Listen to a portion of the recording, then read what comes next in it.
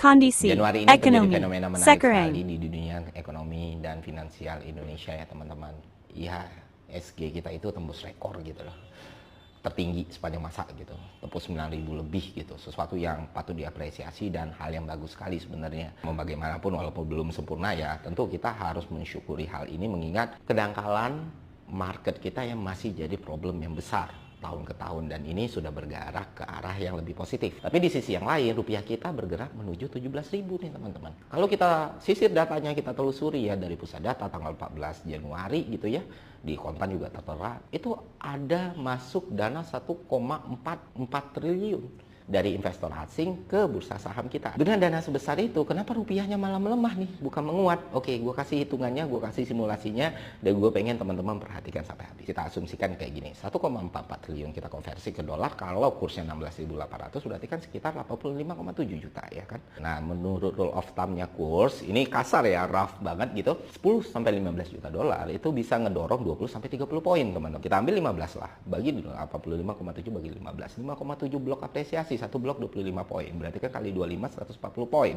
Berarti kurs itu harusnya dari 16.800 bisa tuh ke 16.650 atau 16.675, atau bahkan kalau agresif situasinya memungkinkan 16.600 lah.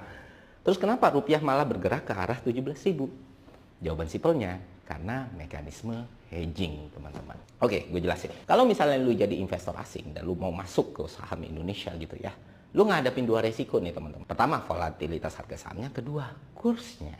Resiko kedua ini ternyata bisa dimitigasi dan diantisipasi dengan mekanisme yang namanya hedging tadi. Itu simpelnya adalah lu melakukan kontrak dengan satu institusi keuangan yang besar, yang stabil, yang steady, yang punya kapital gitu kayak JP Morgan, perbankan dan lain sebagainya.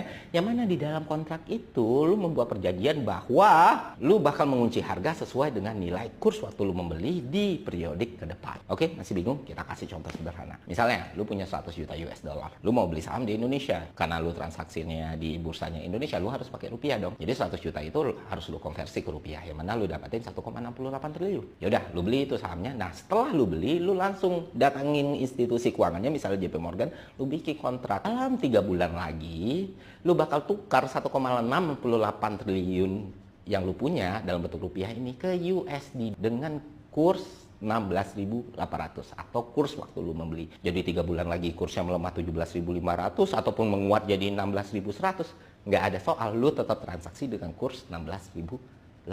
Ini hanya satu dari sekian banyak hal yang kompleks dalam dunia finansial, keuangan, dan ekonomi. Nanti kita bahas satu persatu.